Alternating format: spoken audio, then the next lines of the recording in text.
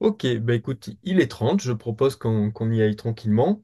Alors, bonsoir à tout le monde déjà, et aux personnes qui vont nous rejoindre au fur et à mesure. Ce soir, en fait, j'ai invité Émilie parce que c'est une personne sympathique, et puis il y a plein de choses, plein de sujets qu'on peut aborder avec Émilie qui seront super intéressants. Et je voudrais dans un premier temps que tu te présentes en fait et un petit peu ton parcours, finalement tu es pas venu à l'herboristerie comme ça en fait. Expliquer pourquoi aujourd'hui tu es à la tête d'une herboristerie. Donc ton herboristerie, c'est l'herboristerie d'Émilie. L'herbier Voilà. d'Émilie, ouais. Voilà. Ah oui, l'herbier d'Émilie, pardon, Oui. excuse-moi. Et donc voilà, donc raconte-nous un peu qui tu es.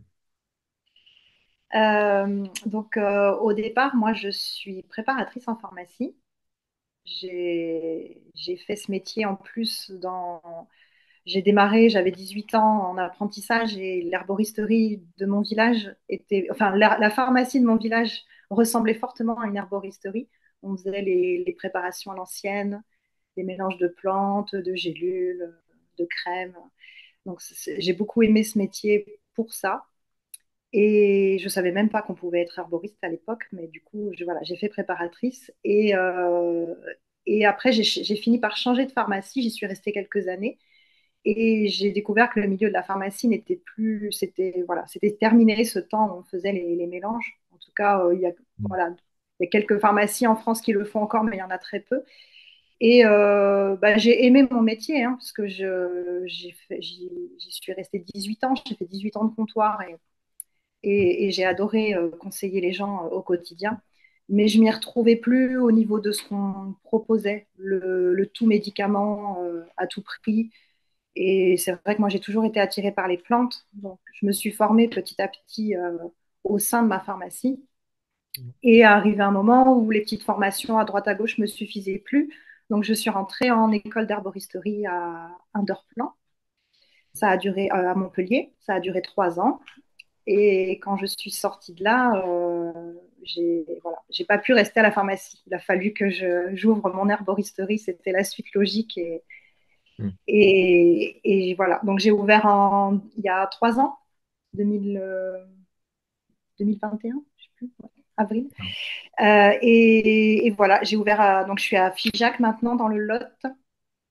Voilà, j'y suis installée, je suis Figeacoise depuis 16 ans. Donc voilà, j'ai pu remarquer qu'il y avait une énorme demande de conseils de plantes et on répondait pas vraiment à cette demande-là dans cette petite ville. Donc, j'ai décidé d'ouvrir mon herboristerie, d'autant plus qu'il y a énormément de producteurs dans le coin. Donc, c'était voilà l'opportunité de pouvoir faire travailler ces gens-là qui font un super boulot et de continuer ce que je sais faire, le conseil. Mm. Voilà, mais avec des plantes uniquement. Mm. Justement, puisqu'on parle du Lot, parlons-en, puisque d'après ce que j'ai compris, en fait, il y a quand même pas mal de plantes, enfin, de plantes médicinales intéressantes dans le Lot. Et j'ai l'impression, d'après ce que tu m'as dit, que c'est encore une région où il y a encore une tradition qui est restée vivante sur l'utilisation des plantes. Mais oui, tout à fait. Alors, il y a l'ancienne génération qui utilisait les plantes quand ils étaient petits. Euh, Ils se souviennent encore de ce qu'utilisaient leurs grands-parents. Et donc ces gens-là sont heureux de pouvoir redécouvrir euh, le- l'usage des plantes et d'avoir un lieu où les acheter, ce qu'ils faisaient avant en fait. Enfin, avant, d'ailleurs, ils les avaient au jardin hein, la plupart du temps, mais en tout cas, ils sont heureux de pouvoir le redécouvrir. Et il y a aussi la nouvelle génération qui, elle, ne connaît pas et a vraiment envie de s'y mettre et de découvrir cet usage. Donc, il y a les deux. Et effectivement, à force de discuter avec les gens, et notamment en faisant des sorties botaniques, parce que je fais des sorties botaniques au printemps et pendant l'été, petit à petit, en discutant, je me suis rendu compte qu'il y avait des gens, alors souvent âgés, qui avaient ces connaissances d'usage ancien de plantes qui n'étaient pas forcément exactement ceux que moi je connaissais, que j'ai pu apprendre. Donc, ça m'a un petit peu interpellée. Et je me suis mis à rechercher justement s'il existait des ouvrages à ce sujet. Et en fait, ça n'existe quasiment pas. Mais du coup, j'ai trouvé ça intéressant de me mettre à la recherche de ces usages anciens et de faire le lien avec les usages qu'on a aujourd'hui. Mhm. Et en cherchant, j'ai fini par rencontrer une ethnologue qui est à Cahors, qui, a, qui avait animé une exposition qui s'appelait Plantes et compagnie il y a quelques années et qui avait fait un petit peu ce travail de recherche de, des usages populaires des plantes. Et donc, je l'ai rencontrée et elle m'a expliqué qu'il y avait très peu d'ouvrages à ce sujet. Elle m'en a conseillé. D'ailleurs, je me suis empressée de les avoir chez moi. D'ailleurs, ils sont toujours édités, mais je suis tombée sur ce livre qui s'appelle Le Vieux Quercy et qui est en 2 tomes. Et donc ça, c'était un archiviste de Cahors qui a recensé en fait tous les usages anciens dans le Lot. Alors pas du tout que sur les plantes, hein, c'était global. Il y a beaucoup un aspect religieux parce que c'était très très présent à l'époque, le côté religieux. Mais il y a une petite partie sur les plantes. Et à partir de ça, elle m'a transmis aussi un autre document qui était une thèse qui avait été faite par une pharmacienne sur une enquête ethnobotanique qu'elle a faite dans la région de Cahors de 2008 à 2011 et qui recense pour le coup elle était au comptoir de sa pharmacie, elle a enquêté, elle a interrogé les gens et elle a retranscrit les usages. Donc ça, c'était mes bases. Et après, je me suis rendu compte qu'en fait, c'était tout ce qu'il y avait et que le travail demandait à être fait parce qu'en fait, il y a encore des gens qui avaient des choses à transmettre, mais cette transmission, elle se fait oralement. Elle ne s'est jamais faite à l'écrit. Et en fait, ce qui se passe, c'est que les gens meurent et on perd ces usages-là, ce qui, Mhm. je trouve, est dommage. Donc, je me suis mise en tête de les retranscrire. C'est-à-dire qu'à chaque fois que je rencontre une personne, alors c'est vrai que c'est facile pour moi. Finalement, j'ai fait les maisons de retraite, j'ai lancé des appels via des groupes Facebook sur, je sais plus comment ça s'appelait, puis si Figeac m'était compté. Mhm. Sur Tela Botanica, j'ai lancé des appels comme ça pour voir si je pouvais avoir des témoignages. Et en fait, j'en ai eu très peu. Et là où j'ai vraiment le plus de succès, finalement, c'est au comptoir de mon herboristerie. C'est en discutant avec les gens. Je leur conseille une plante qui me dit ah, mais oui, je me souviens, dans le temps, on utilisait comme ça et tout. Hop, moi, je prends mon stylo et je marque. Et ben, c'est super intéressant. C'est marrant, on retrouve quand même souvent les mêmes plantes qui tournent un petit peu. Et, et ce que j'ai pu noter, c'est que les usages d'avant sont quand même sensiblement les mêmes qu'aujourd'hui. Ce qui change par contre, c'est les formes galéniques. Mhm. Avant, ils utilisaient les ressources qu'ils avaient à disposition, hein. En fait, ils avaient de l'eau de vie, par exemple. Et bien, on faisait des eaux, des vins médicinaux et des alcools médicinaux. C'était très courant. Et il faisait beaucoup plus de décoctions et de tisanes que nous. Il les corsait beaucoup plus d'ailleurs au niveau des quantités. Mhm. Et puis des cataplasmes, beaucoup, en externe aussi. Mais en fait, ils faisaient avec les moyens du bord, avec les plantes qu'ils avaient autour d'eux. Et je trouve que c'était des usages pleins de bon sens. Parce qu'en fait, à l'époque, on n'allait pas voir le médecin. Le médecin, ça coûtait très cher.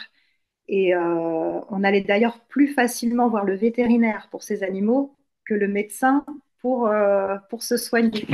D'ailleurs, j'ai noté parce que le monsieur qui a écrit le vieux Quercy, là, dans ce livre, il a écrit un petit texte qui est très parlant, je trouve, et qui était très vrai à l'époque. Il disait: les gens de la campagne se montrent souvent parcimonieux pour eux-mêmes et pour ceux qui les entourent. Il y en a qui enverront plutôt chercher le vétérinaire pour leur vache ou leur mulet que le médecin pour l'enfant, l'épouse ou la sœur. À leurs yeux, le médecin coûte trop cher. Cependant, les malades doivent être soignés. Comme le médecin est cher et qu'on hésite à aller le prendre, on a recours à une thérapeutique utilisée parmi le peuple de nos campagnes. Cette médecine du peuple consiste en remède de bonne femme ou remède de sorcier. C'était comme ça qu'il le retranscrivait. Mhm. Donc en fait, il fallait que les plantes, elles soient efficaces. Mhm. On y a souvent associé, ils y associent beaucoup de rites religieux. Mais n'empêche que les plantes, il fallait qu'elles fonctionnent. C'était, voilà, on n'allait pas chez le médecin comme ça. Donc, il y avait, euh, il y avait beaucoup de bon sens dans leurs usages et puis beaucoup de prévention aussi.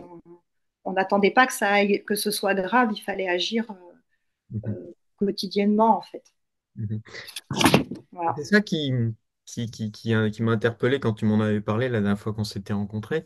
C'est c'est finalement cette rencontre avec toute une population qui est encore à l'usage des plantes médicinales. Et finalement, plutôt que de chercher dans les livres où finalement il y a peu de choses, tu retrouves, enfin, tu as beaucoup plus de matière en échangeant avec les gens au comptoir que finalement dans les livres.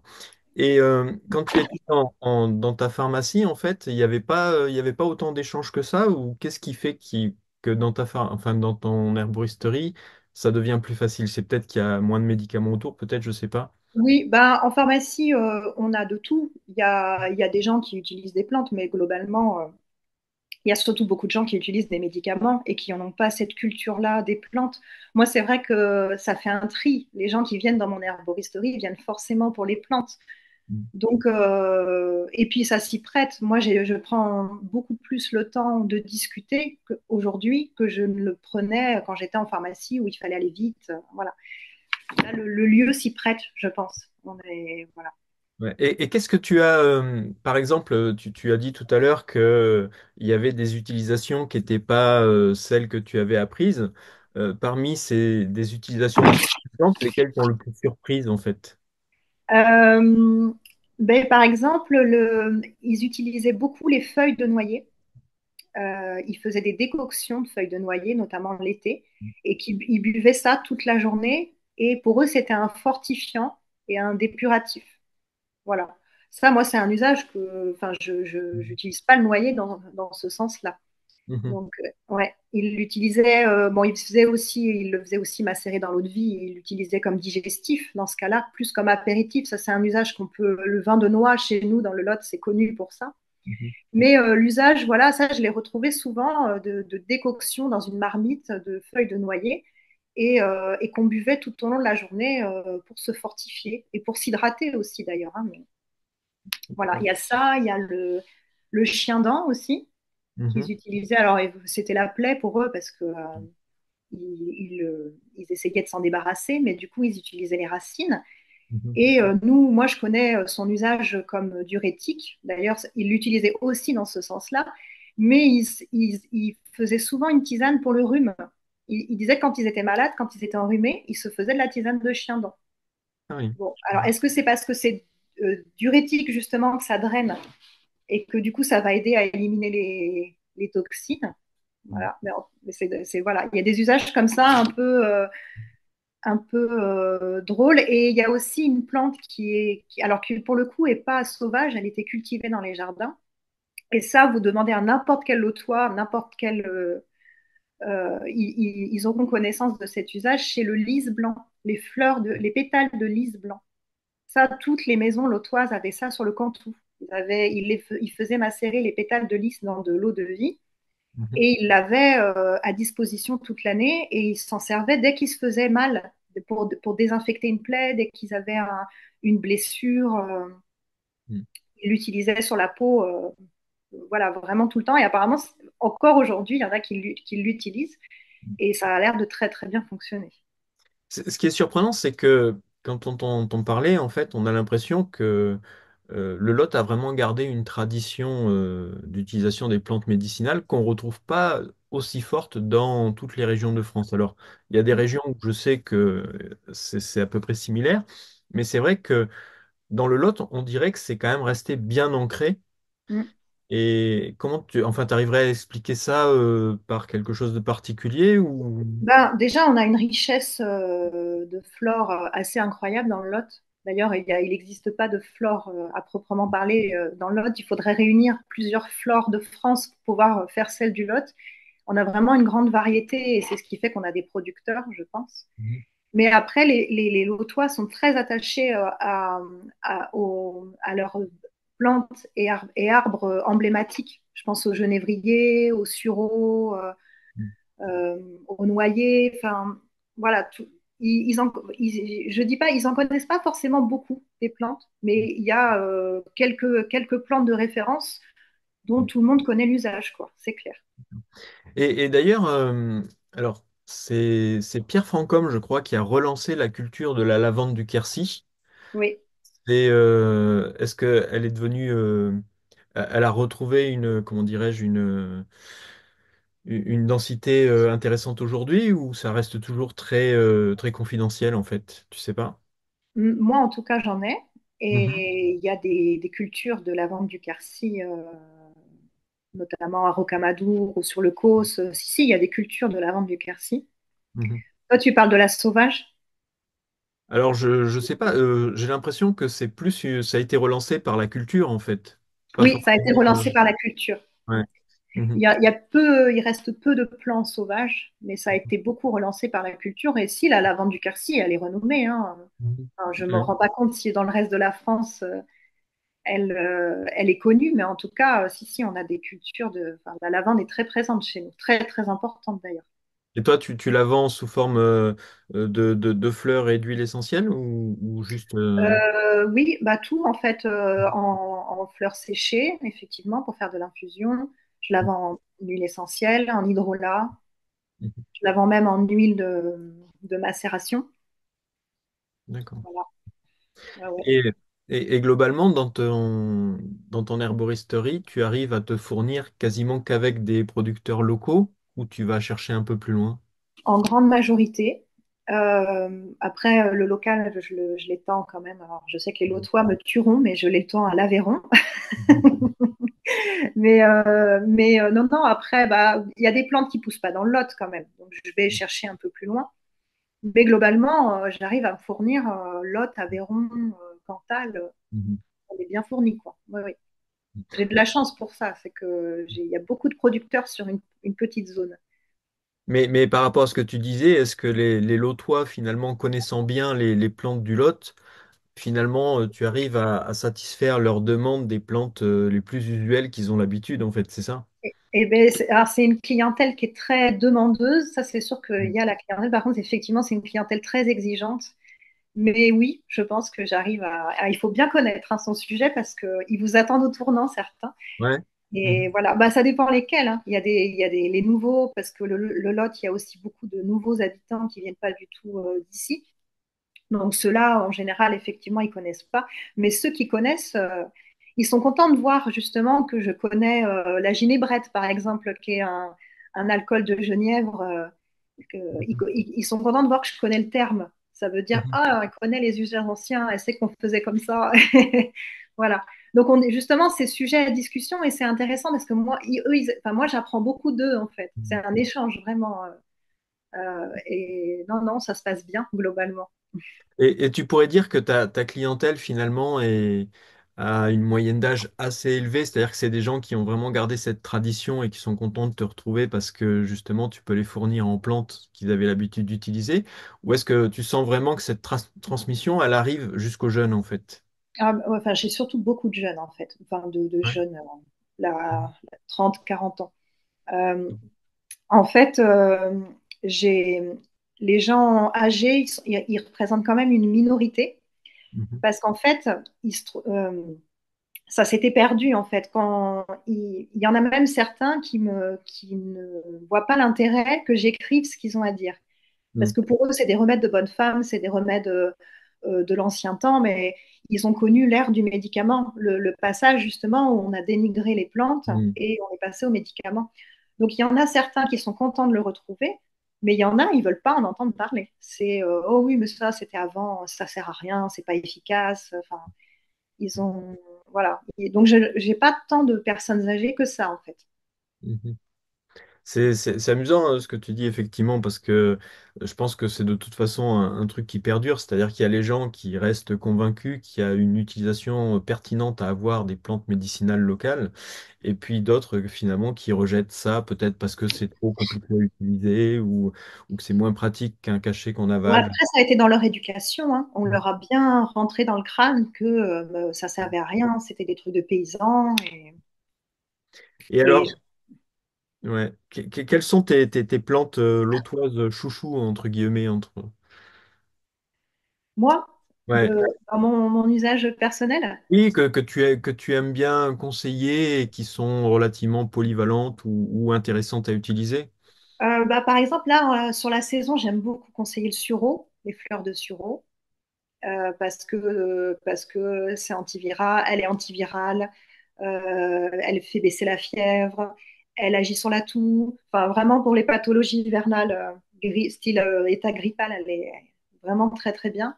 Mhm. Il y a les baies aussi qui remplacent notre échinacée, voilà, l'échinacée qui est super connue, mais les baies de sureau sont très immunostimulantes. Donc, pareil, en cette période, c'est super intéressant. Mhm. Après, moi, j'aime bien conseiller l'ortie, hein, j'en conseille tout le temps, mais ça, c'est pas réservé aux lots pour le coup. Mhm. Euh, en plante locale que j'aime bien conseiller. Après, il y a des usages plus anecdotiques. Moi, par exemple, j'aime bien la pariétaire. Oui. Et Mhm. voilà, elle est peu connue aujourd'hui, mais pourtant, par exemple, dans le Lot, tout le monde connaissait même aujourd'hui, quand je leur en parle, tout le monde, ah oui, la plante qui pousse sur les murs. Voilà, Et, l'épinard des murailles, comme on dit. ouais, Ouais. Mhm. voilà. Et il l'utilisait dans le même usage qu'aujourd'hui. Il l'utilisait pour la crise de goutte et pour les cystites. Mhm. Et aujourd'hui, on l'utilise toujours pour ça. Donc, C'est vrai que c'est c'est une plante qui est très commune, puisque même à Paris, il y a énormément de murs qui sont recouverts de pariétaires, en fait. oui. Et c'est vrai que c'est une plante qui est totalement délaissée. On la retrouve beaucoup, enfin beaucoup moins en herboristerie. Et toi, tu la vends en vrac, en fait. Oui, je la vends en teinture mère surtout. J'ai du mal finalement à la trouver en vrac, tu vois. Mhm. D'accord. J'ai plus de mal. Mais il y a des plantes que j'essaye, que je finis par trouver. Par exemple, les gremoines, là, ça y est, maintenant, j'étais très heureuse de réussir à me fournir de cette plante en vrac parce que j'en avais pas jusqu'à maintenant. Et ça, c'est pareil, c'est une plante que j'aime bien conseiller pour les maux de gorge Mhm. et qui était utilisée avant, ils l'appelaient la jacquère en patois. Ah Voilà. oui. Mhm. Et elle les utilisait pour tout ce qui était inflammation en général. Donc, tu vois, ça correspond encore à Mhm. l'usage qu'on en a aujourd'hui. Mhm. Pour la circulation sanguine, il l'utilisait aussi. Ouais. Et justement, puisqu'on parlait des formes galéniques, globalement, est-ce que tu sens qu'il y a une forme galénique qui est privilégiée ou c'est toujours aussi Euh, varié? Ma forme galénique que les gens me demandent le plus, évidemment, c'est la tisane, hein. C'est quand Mhm. même la forme que je vends le plus. Après, moi, dans mon conseil, j'aime beaucoup conseiller la teinture mère ou la gémothérapie d'ailleurs. C'est des formes qui sont plus pratiques à prendre Mhm. pour les gens qui n'ont pas le temps. Voilà. Et puis parce que je trouve que c'est efficace. Donc les gens s'y mettent, ma clientèle s'y met aux teintures mères, mais c'est plus parce que à force de conseiller ces formes-là, ils se mettent à les utiliser. Ouais. Bah, Mais oui, globalement, c'est la tisane qui sort le plus, hein. Et les huiles essentielles, ça, c'est sûr que les gens aiment bien les utiliser. ouais. Malgré, parce que c'est vrai que les huiles essentielles, on peut pas dire que c'est traditionnel, tu Pas vois. du tout, non. Mm. C'est quelque chose d'assez récent. Et là, tu sens qu'il y a enfin, il y a une forte demande d'huile essentielle, mais comme tu disais, c'est peut-être parce qu'il y a des jeunes, en fait. Voilà, parce que pour le coup, les personnes âgées ne me demandent pas d'huile essentielle, hein. C'est pas Ouais. dans leurs usages traditionnels, on va dire, hein. C'est plus les jeunes, ouais, qui me le demandent. Tout à Et, fait. et- et donc là, tu notes tout sur un cahier et tu vas, enfin, ta vocation à publier ensuite tout ça ou tu vas en Bah, faire... j'aimerais bien, d'ici quelques années, quand j'aurai assez de matière, mais ça pourrait être intéressant, hein, Ouais. de faire un ouvrage qui resterait. Tout à fait. Je pense que c'est intéressant parce que justement, comme on disait, c'est quelque chose qui va se perdre puisque c'est transmis que oralement et globalement, les gens décèdent et ça va bientôt. Déjà là aujourd'hui, les gens les interrogent, donc c'est les gens vraiment autour de 80 ans, on va dire, même plus des fois. Et c'est un usage qui était fait par leur grand-mère.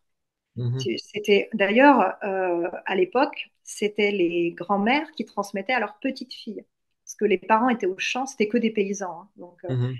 mes parents étaient au champ et c'était la grand-mère qui inculquait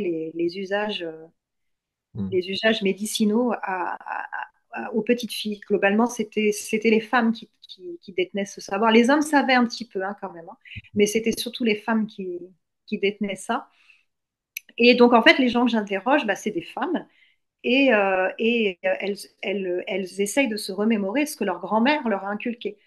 Donc, c'est mm, déjà quelque chose qui a été, comment dire, c'est plus de la mémoire de leurs ancêtres à elles. Voilà, il y a déjà eu il y a eu déjà eu 2 générations qui sont passées. mm, Donc déjà, je pense que ça s'est appauvri. Si j'interrogeais les grands-mères de ces femmes-là, j'aurais sûrement beaucoup plus d'informations. Mais c'est déjà pas mal. Donc en fait, en gros, ils se souviennent que des plantes les plus courantes. mm, Et c'est pour ça que je retrouve toujours les mêmes plantes, je pense. Mais à mon avis, c'était beaucoup plus riche que ça. Mais ça, malheureusement, voilà, c'est déjà perdu, quoi. mm. Et est-ce que Mais tu c'est sais, déjà pas mal. ouais, est-ce que tu sais s'il y a une tradition de cueillette en fait enfin qui a perduré à travers les générations, c'est-à-dire que les gens quand ils sortent, ils n'hésitent pas à cueillir quelques plantes, euh, quelques plantes bien connues en fait des Lotois en fait. Aujourd'hui, tu veux dire? Ouais. Oui, en tout cas, dans les gens âgés qui ont un jardin, c'est-à-dire quasiment tous, ils ont tous leurs plantes au jardin, hein. Ils ont tous au moins leur thym, leur romarin qu'ils cueillent. Et oui, oui, ils cueillent leur sureau, ils cueillent leur baie de genièvre. Oui, oui, il y en a qui le font encore, hein, tout à fait. Et par contre, ce qui s'est un peu perdu, c'est la tradition de la Saint-Jean. On allait cueillir à la Saint-Jean, traditionnellement. On cueillait Beaucoup, beaucoup quoi? de plantes. Bah, on allait cueillir le millepertuis, on allait cueillir les feuilles de noyer, elles étaient cueillies à la Saint-Jean. On allait cueillir tout ce qui pouvait fleurir. Et ce qui était, enfin, il y avait beaucoup de plantes, hein, toutes les plantes. D'ailleurs, il y a plein de plantes qu'on surnomme plantes de la Saint-Jean, c'est parce qu'elles Oui. étaient cueillies ce jour-là, quoi. D'accord. Et Et, on faisait souvent en groupe, quoi. Enfin, c'était une fête, quoi, hein. C'était vraiment la journée de la cueillette des plantes. et est-ce que tu as eu, par exemple, des situations où finalement les gens utilisaient une plante, mais de manière presque incompréhensible et voire même erronée, où c'était toujours un petit peu juste en fait. Moi, j'ai trouvé globalement, enfin, je te dis, j'en ai parlé un petit peu, mais même là, ça pourrait se discuter. J'ai toujours trouvé que c'était juste. Hmm, Ce qui était un peu, ce qui me surprenait un petit peu. D'ailleurs, ils n'osent pas trop en parler, mais c'était les usages religieux qui vont autour, tous les rites religieux qui, voilà, qui aujourd'hui n'ont plus vraiment cours. Mais dans l'usage pur de la plante, j'ai pas été surprise dans le mauvais sens, hein. mhm, Comme je te dis, je pense enfin, c'était important que ça fonctionne. ouais, Donc c'est logique que finalement ils aient fait de l'observation et que ce qui ne fonctionnait pas, ils ne l'utilisaient pas en fait. mhm, ouais.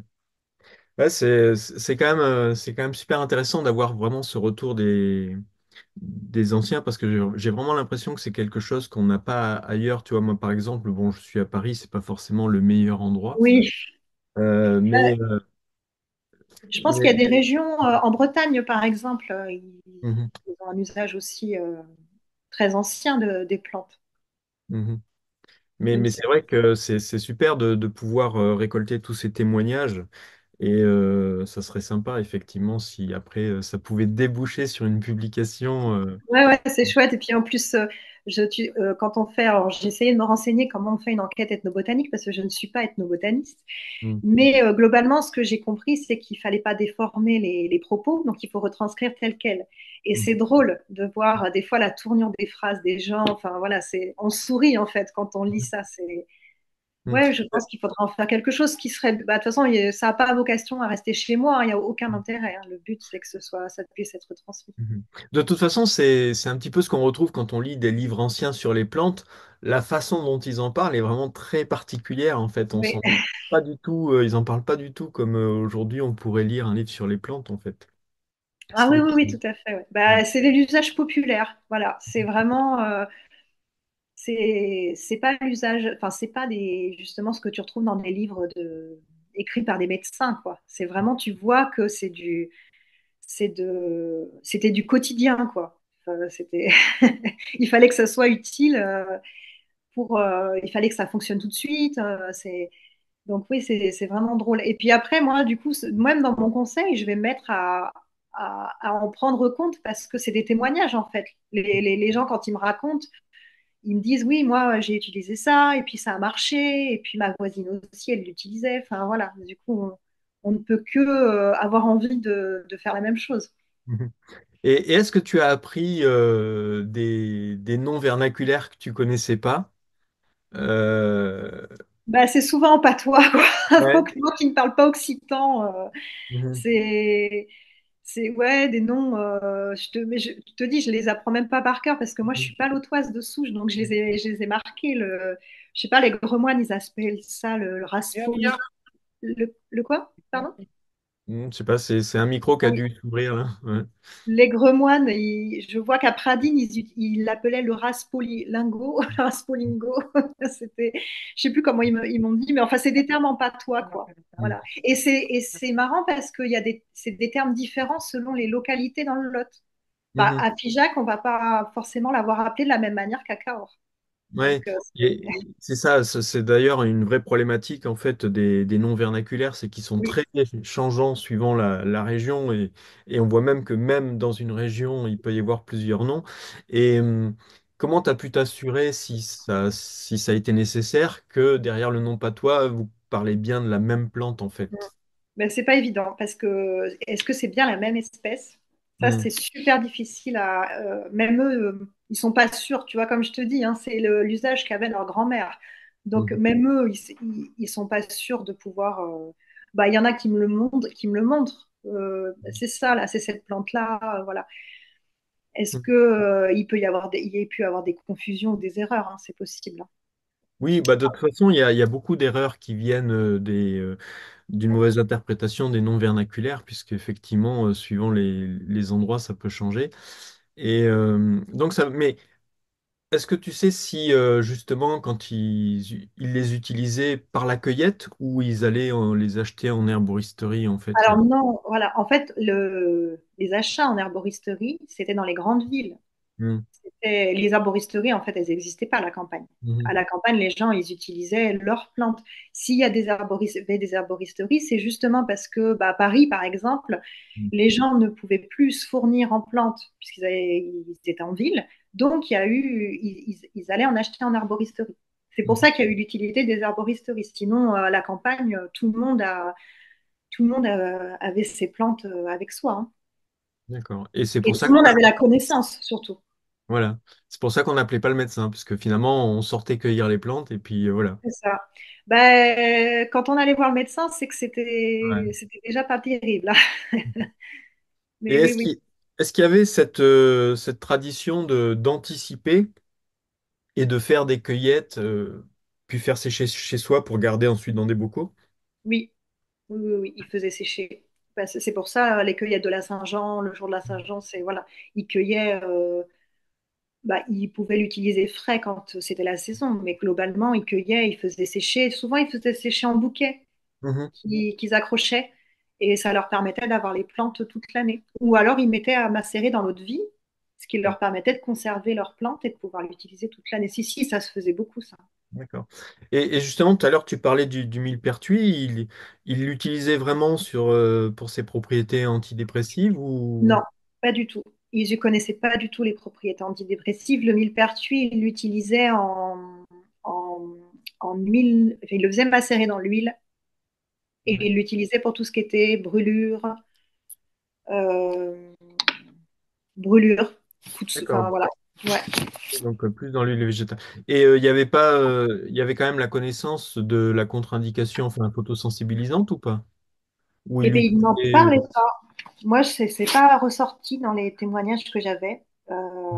Il ne parlait pas du côté photosensibilisant. Il y en a qui l'utilisaient pour les rhumatismes, mais pareil en huile de macération. Mais par voie interne, ils ne l'utilisaient pas, hein, a priori, hein. Ouais. C'était vraiment en onguent ou en huile de massage. Mais même là, si par exemple ils exposaient la peau au soleil après, ça peut poser problème si ils en Et mettaient mais, un peu. mais soit ils n'ont pas fait le rapprochement, soit en tout cas ils n'en ont pas parlé. Ouais. Ils le disaient pas. Ou Donc, alors ils se massaient sur des parties qui étaient toujours protégées du soleil. oui, ou peut-être que c'était le soir après les chants qu'ils avaient Ouais, le temps de se peut-être. Ouais. masser et Mhm. que du coup ils n'ont pas eu. Ouais. Mhm. Parce que la journée, j'imagine bien qu'ils n'avaient pas le temps. Ils devaient le faire le soir, je pense. Ouais. Mhm. Et en fait, en termes de plantes comme ça, est-ce qu'on arrive vraiment à dégager des plantes symboliques en fait qui avaient, comment dirais-je, une relation forte, c'est-à-dire que les gens avaient un attachement plus fort à une plante qu'à une autre Ben, en tout cas, au niveau des arbres, je sais que le sureau était très important. Il y avait un côté religieux associé. D'ailleurs, toutes les vieilles granges ont leur sureau planté devant parce qu'on disait qu'il protégeait la maison. Donc D'accord. voilà, c'était un arbre qui était vénéré, quoi, qui était vraiment important. Quand on voit tout ce qu'ils en faisaient, qu'ils utilisaient toutes les parties, tu peux le comprendre, quoi. Ouais. Donc il y a Et des arbres comme ça qui étaient symboliques, ouais. ils faisaient de la confiture avec les Oui, fruits. Ouais. oui, ils faisaient de la gelée, enfin de la confiture, ouais, avec les fruits, ouais, c'est vrai. Mm. Et, Avec et les... des, et des baguettes magiques. Ouais, c'est ça. C'est la baguette de Dumbledore, je crois, qui était faite Ouais, en ouais. sureau. Ouais, voilà, c'est ça. Ils utilisaient le bois en tout cas aussi, ouais. Mhm. Ouais, non, Ouais, c'est intéressant de voir en fait. ouais, c'est super intéressant. Mhm. C'est intéressant de voir avec les ressources qu'on a autour de soi, Mhm. ou voilà, qu'ils l'ont vraiment utilisé à leur maximum, tout potentiel, quoi. C'était... Et tout à l'heure, tu disais que tu aurais plus d'informations en discutant avec des grands-mères. Est-ce que tu vas réussir à trouver des grands-mères qui pourront partager avec toi ou c'est vraiment compliqué en fait? Eh bien, c'est plus facile, enfin, c'est assez facile à Figeac parce que j'ai travaillé 13 ans dans une pharmacie. Donc, globalement, quand vous travaillez 13 ans dans une pharmacie à Figeac, vous connaissez tous les vieux de Figeac, toutes les personnes âgées de Figeac, pardon. Et donc, en fait, c'est des gens que je connais déjà, mais Mhm. avec qui j'avais jamais pris le temps de discuter de plantes. Mhm. Donc, encore la semaine dernière, des gens que je connais depuis des années qui sont venus me voir en disant: «Ah, mais vous êtes ici maintenant, c'est super et tout», et qui viennent pour me demander conseil. Et puis, en fait, je ne sais plus une phrase qui me dit: «Oui, ah oui, je me souviens, ma grand-mère, elle utilisait ça». Et je lui dis: «Ah, mais tiens, mais vous avez des connaissances sur ces plantes et tout». Donc, et on discute, et en fait, je me rends compte que, bah oui, bien sûr. Mhm. Et non, les confidences se font facilement, il n'y a pas de souci là-dessus. Mais comme je dis, c'est bien dans mon herboristerie. Si je vais au contact de gens dans des événements que j'ai créés et que c'est des gens que je ne connais pas de base, ils ne vont pas avoir envie de se confier à moi. Donc il y a ce côté confiance comme ça, ce rapport que finalement j'ai la chance d'avoir au comptoir, donc autant en profiter, c'est bien. Et- Alors et- ça m'arrive pas tous les jours, hein, il faut que je tombe sur les personnes, hein, mais Mhm. bon, c'est un travail Et de longue haleine. Est-ce que tu leur proposes des fois de passer du temps avec toi justement pour cette transmission ou c'est juste pendant la Ouais, phase alors bah, je préfère faire ça, c'est-à-dire prendre leur numéro et puis soit aller chez elles, soit les appeler. Mais la dernière fois, je suis tombée sur une dame qui, a priori, avait beaucoup de connaissances. Tellement de connaissances que je me suis dit, il va falloir au moins 1 heure pour discuter avec elle et tout marquer. J'ai pris son numéro et en fait, elle a jamais voulu me parler au téléphone ou me rappeler. Et j'ai regretté de ne pas l'avoir fait sur le coup. Donc depuis, je note au moins tout ce que je peux sur le coup, quitte à prendre le numéro de la personne. Parce que des fois, le moment est passé. Et puis c'est des gens qui ont des petits soucis de mémoire aussi, ou, enfin des fois. Donc, j'essaie de prendre ce qui vient spontanément. C'est toujours ça de prix, quoi. J'en profite quand même pour dire, pour les personnes qui nous écoutent, là, si vous avez des questions, n'hésitez pas à les poser dans le chat et puis je transférerai à Émilie parce que je vois que le chat pour l'instant il est pas très actif, mais si vous avez des questions, surtout n'hésitez pas. Qu'est-ce que tu souhaiterais rajouter d'autre par rapport à tout ça?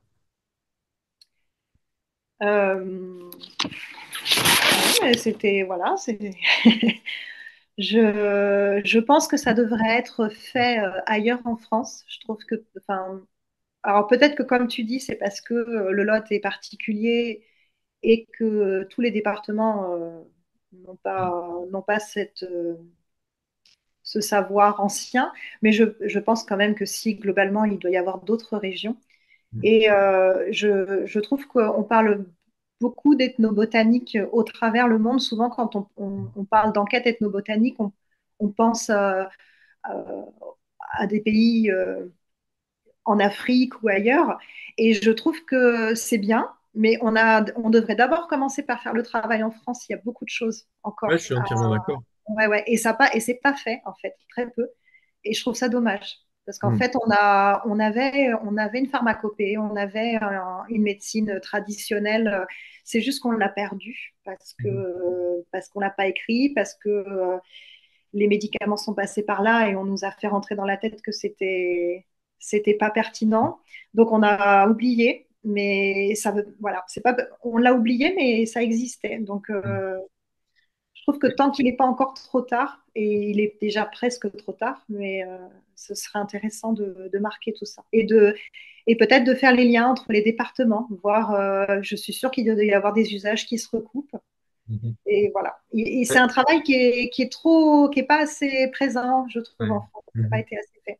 Mais c'est ça que j'ai trouvé intéressant parce que il y a vraiment ce côté actif dans ta recherche, c'est-à-dire que cette volonté d'aller au contact, et je pense que comme tu dis, ça doit exister dans d'autres départements, mais on va pas forcément au contact de nos anciens, et c'est peut-être ça qui va nous priver de cette connaissance à Ouais. terme. C'est pour ça que je voulais profiter de cet échange pour mettre en avant ce travail actif de recherche et de Ouais. discussion avec Et nos les anciens. anciens sont très heureux qu'on s'intéresse à ça. Mm. Ça les valorise et en général, ils sont ravis de transmettre. Euh, Ouais. Ça, j'en doute pas en fait, hein, parce que souvent, dès qu'on commence à discuter, on voit bien qu'ils aiment transmettre. Et oui. c'est vrai que c'est un domaine dans lequel bah, il y a tellement de choses à transmettre, parce que je dirais presque que comment dirais-je, ça pourrait presque être au niveau de la famille. C'est-à-dire qu'une famille a une spécialité, alors une autre famille va utiliser d'autres plantes. Alors je vois qu'il y a une question, ça me donne envie d'aller discuter avec la cousine de ma maman. Eh bien, oui. Eh Oui, bien oui, voilà, c'est ça. Ben, tant mieux si dans les ça invite à Vosges, ça. qui parcourt la montagne pour aller cueillir l'ail des ours, Eh très bien, bonne plante. Arnica. Alors, Arnica, faut faire attention parce que maintenant, elle est vraiment, en euh, voie de disparition. elle est vraiment en voie de disparition. Mhm. Bah oui, Mais, je pense, fonce parce que effectivement, euh, voilà. Mhm. Ah, ah, ce sont ces chants, elle peut encore. Bah, alors, super. oui. Mais Alors, alors, du coup, note tout, Laurence. Note, note. ouais. Faut pas que ça se perde, tout ça. Voilà, en plus, Laurence s'y connaît un petit peu quand même dans les plantes, mine de rien. Elle le dit pas, mais je sais qu'elle s'y connaît. Ouais. Et qu'est-ce qu'on pourrait dire d'autre? Parce que c'est vrai que, bon, après, je crois qu'on a fait un petit peu le tour là. Il y a des choses que tu voudrais peut-être rajouter sur ton actualité, sur tes projets futurs, si tu en as, ou des choses comme ça. Bah, mon actualité, bah, justement, parce que j'aime beaucoup le partage et l'échange, je ne fais pas que conseiller au comptoir. Je propose très régulièrement des ateliers à thème à l'herboristerie ou en dehors de l'herboristerie. Mhm. Et puis des sorties botaniques, parce qu'en fait, je trouve que c'est, c'est en allant rencontrer les plantes et je trouve ça bien de conseiller au comptoir, mais ce que j'aime encore plus, c'est de rendre un peu d'autonomie aux gens. C'est justement de leur réapprendre à reconnaître les plantes, à savoir les utiliser dans leur quotidien. Et voilà, ça c'est un travail que j'aime. Enfin, voilà, c'est un de mes gros challenges aussi de rendre et de transmettre et de pouvoir rendre Mhm. ce savoir en fait Mhm. aux gens. Parce que je trouve que, enfin voilà, Mhm. c'est dommage de le garder pour soi. Ouais. Tout le monde devrait, enfin aujourd'hui on se spécialise. Moi voilà, je suis herboriste Mhm. et j'essaye d'aider les gens, mais en fait on devrait tous avoir des connaissances sur les plantes, Oui, tous. Ouais. ça pour moi c'est indiscutable, c'est-à-dire que La médecine de première intention, elle doit être portée par l'utilisation des plantes médicinales. C'est-à-dire qu'on devrait pouvoir agir vraiment sur les premiers gestes de santé. En fait, on devrait pouvoir les faire au travers de l'usage des plantes. Il y a une question qui, je pense, va te permettre de parler de la Fédération des herboristes, Ah oui, parce qu'effectivement, tu es à la Fédération l'Association des herboristeries de France. de France. Et je crois que d'ailleurs, avec Marion, il va y avoir quelque chose sur comment s'installer en tant qu'herboriste, d'ailleurs, je crois, hein. Oui, alors on vient de créer, enfin il y a quelques temps déjà, il y a quelques mois, on a créé, parce qu'en fait, je ne sais pas si les gens le savent, mais le métier d'herboriste n'est toujours pas reconnu en France. Il est interdit de se dire herboriste en France, contrairement en Belgique, la dame qui est belge. Mm. Enfin, contrairement à quasiment tous les pays du monde, hein, voilà, la France fait figure d'exception, en tout cas en Europe. Et donc, c'est un métier qui avait presque disparu et qui revient aujourd'hui. De plus en plus d'herboristeries ouvrent. Voilà, j'ai encore une amie qui a ouvert aujourd'hui, là, à Mm. Caen. Mm. Et en faisant ce constat, on s'est rendu compte que on avait besoin de se fédérer un petit peu entre nous, de se créer un réseau. Mm. Donc, et puis, ne serait-ce que pour parler aux instances gouvernementales dans le futur. Donc, on a créé une association qui s'appelle l'Association des herboristeries de France et qui regroupe, à terme, qui regroupera toutes les herboristeries en Mm. France. Voilà. D'accord. Et est-ce que, donc, pour répondre à la question de cette personne, le mieux, c'est qu'elle se dirige vers votre association et elle aura les réponses. Alors, par contre, C'est quoi sa question? sa question, c'est justement comment on peut monter son herboristerie d'un point de Oui. vue administration, réglementation, etc., etc. Alors, voilà, je l'invite à se rendre sur le site de l'Association des herboristeries de France, où elle pourra adhérer effectivement, au moins en tant que sympathisante, mais si elle veut ouvrir une herboristerie, voilà, elle peut aussi adhérer en tant que, enfin, être adhérente. Et on est en train de finaliser un dossier qui va s'appeler, enfin, qui va aider les gens justement pour ouvrir une herboristerie. Le but, c'est de donner des conseils, des outils en partant de nos expériences à nous qui l'avons déjà vécu. Mm. Donc oui, effectivement, il y aura ça. Mm. Un des buts de notre association, c'est d'aider les futurs installants. Mm. Voilà. On sait bien que c'est compliqué. L'occasion aussi de rappeler qu'effectivement, donc toi, tu es à l'association des herboristeries de France. Moi, je suis à la guilde des praticiens et praticiennes en herboristerie. Et dans les deux cas, on a cette même démarche, c'est de permettre aux personnes qui veulent choisir de s'installer dans ce métier, bah, d'avoir des aides, que ce soit au niveau juridique ou tout ce qu'il faut pour comprendre comment on s'installe. Et d'ailleurs, bah, au niveau de la guilde, c'est un petit coup de pub, hein. Moi, c'est demain que je fais le webinaire sur comment penser son installation. Ah, entendre du bruit. Oui, donc c'est demain en fait que moi je fais le webinaire sur comment on s'installe en tant que praticien en herboristerie. Donc, mais il faut être membre de la guilde. Donc c'est intéressant de pouvoir parler justement de la fédération des herboristes, de montrer que vous vous fédérez et que Oui, finalement, d'après ce que j'ai compris, vous êtes de plus en plus, enfin les herboristeries, il y en a de plus en plus en fait. oui, il y en a de plus en plus. Donc, du coup, pour répondre à Marc, parce que je la vois, là, la question dans le chat, je n'avais pas vu. Aujourd'hui, on a le droit d'ouvrir une herboristerie en France. C'est, tout Mm, le monde peut ouvrir une herboristerie. On n'a pas le droit de se dire herboriste, mais on mm, peut ouvrir une boutique. mhm, Il faut juste respecter la législation française. Donc ça, il faut connaître les plantes qu'on a le droit de vendre et celles qu'on n'a pas le droit. Donc il vaut mieux être formé. De toute façon, ce n'est pas obligatoire, mais mm, évidemment, on encourage vivement à être formé et à se rapprocher des écoles, de la Fédération française des écoles d'herboristerie, si ce n'est pas le cas. Si voilà, c'est des écoles qui forment en 3 ans pour devenir herboriste.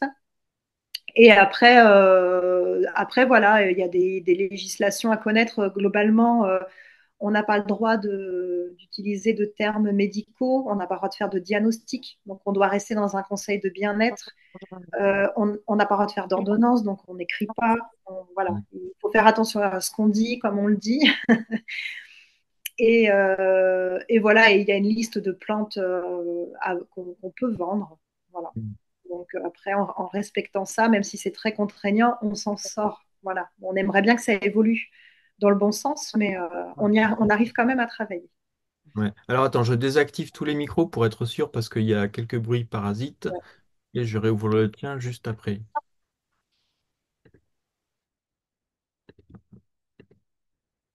Voilà. Et Émilie. Alors, je sais pas si tu arrives à parler là? Ah non, j'ai coupé ton micro aussi. Alors attends. C'est Je- bon là. Ah, c'est bon. Ouais, c'est Parfait. bon. Comme ça évite les bruits parasites, c'est quand même plus sympathique. Ouais. D'ailleurs, si vous pouvez couper vos micros, si jamais ils se rallument par inadvertance, n'hésitez pas. C'est quand même plus sympa. Je vois qu'il y a une question là. Alors, Est-ce que le diplôme de préparateur en pharmacie, vous avez le droit de vendre des plantes non libérées? Non, en fait, que je sois préparatrice ne change rien. D'ailleurs, même si j'étais pharmacienne, ça ne change rien tant que je n'exerce pas au sein d'une pharmacie. hmm, À partir du moment où on n'est plus au sein d'une pharmacie pour travailler, on n'a plus le droit d'exercer notre métier, enfin de revendiquer notre métier. hmm. Ça, c'est Donc, important non, ouais. de le dire parce que effectivement, il y a plusieurs pharmaciens qui ont choisi d'ouvrir une herboristerie Mm, et le fait d'ouvrir une herboristerie, ils perdent leur statut de c'est pharmacien. ça. On Voilà. renonce à notre statut de pharmacien. Voilà. Mhm. Donc non, on doit respecter la législation comme les autres. Voilà. Ce qui est bien Ce qui est dommage. complètement idiot, hein, mais bref, voilà. On a quand même des pharmaciens dans le public. Oui.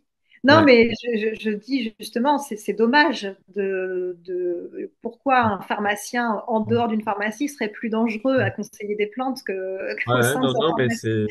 Il n'y a pas il y a pas de logique au niveau de c'est la une vraie santé. question. Ouais. C'est vrai que c'est quelque chose qui est surprenant parce que finalement, pour vraiment pratiquer le métier d'herboriste, il faudrait qu'il soit automatiquement adossé à une pharmacie, en fait. Sinon, on n'a pas le droit. En gros, c'est ça. Mm. Et ils ont quand même une problématique. Alors, il y a très peu de pharmacies Mm. qui se revendiquent arboristes. Il y en a quand même quelques-unes en France. Là où ils sont embêtés, c'est que justement, alors ils ont le droit, hein, il n'y a pas de souci.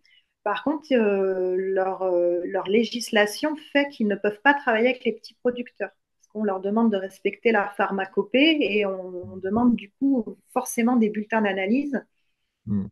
que les petits producteurs ne peuvent pas payer et fournir. Donc, Ouais. on a quand même, moi, en herboristerie, j'ai un avantage par rapport à ça, c'est que quand on a rien le droit de faire quelque part, Mm. on a plus de liberté. On n'est pas légitime, mais pour le coup, on nous embête moins à ce niveau-là. Donc, moi, je peux me permettre de travailler avec des petits producteurs et de les Ouais. sélectionner sans leur demander leur bulletin d'analyse, mais en allant voir comment ils travaillent, comment sont leurs plantes Mm. et voilà. Au final, on a une meilleure qualité à la fin. Mhm. J'en profite pour répondre à la question. Donc oui, il est possible d'adhérer aussi bien à l'association des herboristes en étant, même si vous n'êtes pas encore installé en tant qu'herboriste, parce que vous pouvez être simplement sympathisant. Et si, comme l'a dit tout à l'heure Émilie, si vous envisagez d'ouvrir une herboristerie, ben dans ce cas-là, vous pourrez prendre des contacts à l'intérieur de l'association. Et oui, vous pouvez aussi adhérer à la guilde en étant élève herboriste, puisqu'il y a deux niveaux, enfin, toutes les personnes qui adhèrent à la guilde, soit, enfin, le font en général pour nous soutenir, mais aussi pour accéder à des webinaires comme celui de demain. Mais on a en plus, si on est déjà installé comme praticien, on a accès à des petites choses en plus. Mais globalement, on peut adhérer aux deux associations sans être forcément encore installé. Tu confirmes, Émilie?